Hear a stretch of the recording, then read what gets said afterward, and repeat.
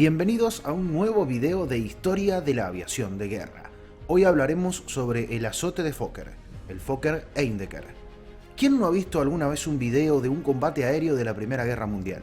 O quizás hasta ha jugado en alguno de los numerosos juegos o plataformas a ser un as de aquella guerra, ametrallando al enemigo hasta verlo caer.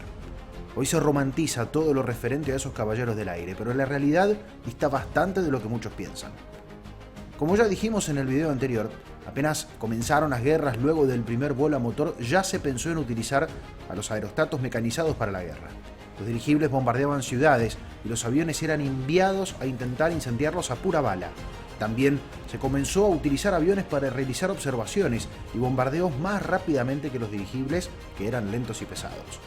De inmediato se pensó en utilizar otro avión para derribar a los intrusos. Allí comenzaron los combates entre aviones. La carrera armamentística aérea había comenzado. Si querías un arma a bordo del avión, este debía ser biplaza, pues adelante se ubicaba el piloto con la titánica tarea de mantener a ese conjunto de maderas, telas y un motor en el aire, y detrás el artillero, que simplemente llevaba su ametralladora de infantería o un rifle y un par de pistolas. Eran verdaderos duelos entre artilleros mientras los aviones intentaban colocarse en posición favorable para disparar. Luego se pensó en un soporte flexible que girara en horizontal los 360 grados y se elevara hasta 90 grados en vertical. Este montaba una ametralladora pesada que era apuntada por el segundo a bordo. Allí apareció el primer problema. No se podía disparar hacia el frente sin arriesgar la hélice del propio avión al piloto, por lo que este debía buscar una posición específica del avión para que el artillero disparara tranquilo. Cuando aparecieron los primeros aviones con el motor y su hélice colocados detrás, se pudieron posicionar las ametralladoras fijas delante del piloto, por lo que se prescindía del artillero, pero la hélice impulsora trasera era menos efectiva que las delanteras, tractoras. Al eliminar el peso adicional del segundo hombre, la máquina lograba mayor velocidad y agilidad sin llegar a compensar la diferencia entre las distintas configuraciones de las hélices.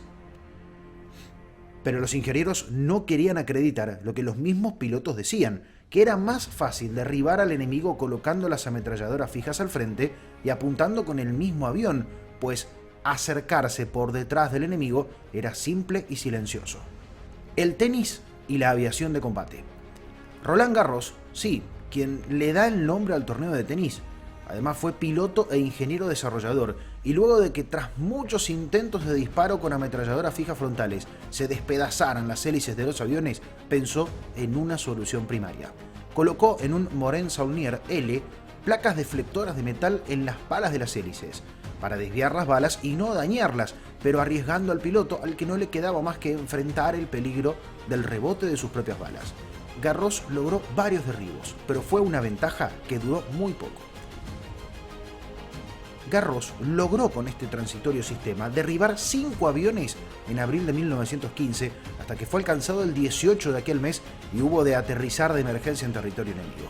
Sin darle tiempo a incendiar su Morane-Saulnier, los alemanes capturaron el sistema y lo remitieron urgentemente a la inspección de tropas aéreas en Doberitz, cerca de Berlín.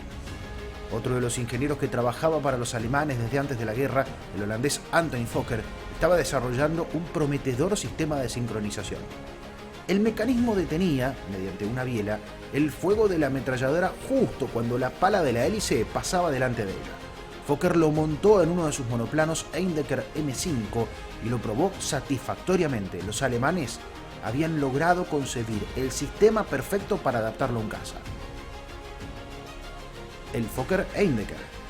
El Eindecker monoplano era un avión compacto de la categoría de 600 kilos de peso máximo al despegue.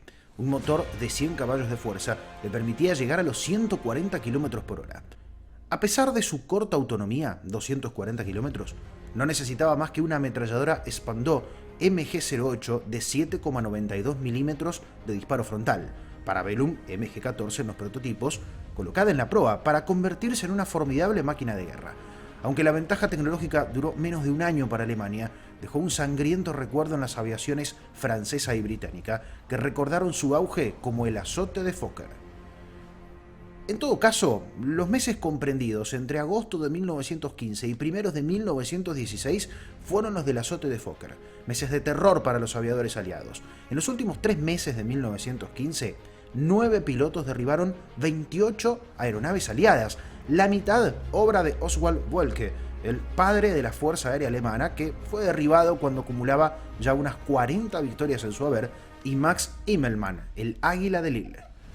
Los aliados tuvieron, mientras tanto, que desarrollar tácticas puramente defensivas, basadas en la protección mutua de los aviones en el aire y coordinar mejor el número de aviones y la estructura de los escuadrones para poder combatir al azote de Fokker. Solo el desarrollo de sistemas de sincronización aliados, como el Vickers Challenger de finales de 1915, permitió el desarrollo de aviones de combate capaces de batir al Heindecker, como los Nieuport 11 franceses o los Sopwith 1,5 Strutter británicos. El cielo de aquella Europa en guerra era cada vez más peligroso y se llenaba de aviones cada vez más letales que operaban en grupos cada vez más numerosos. Ya no era lugar ni tiempo para los cazadores solitarios del principio de la guerra y, por supuesto, el Fokker Heindecker ya no era, ni mucho menos, invulnerable.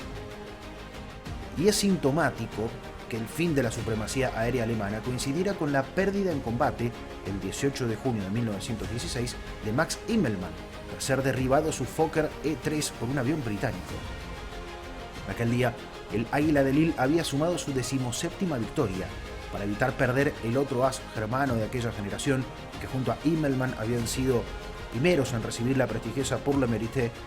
Oswald Welke fue retirado del frente para reorganizar las fuerzas aéreas alemanas y, con sus experiencias, coordinar la llegada de una nueva generación de aviones de combate biplanos, nuevas escuadrillas, Hastas, y una generación nueva de pilotos, entre los que se encontraban Erwin Bohme, Werner Voss, Karl Almenroder y un tal Manfred von Richthofen. Pero esa es otra historia.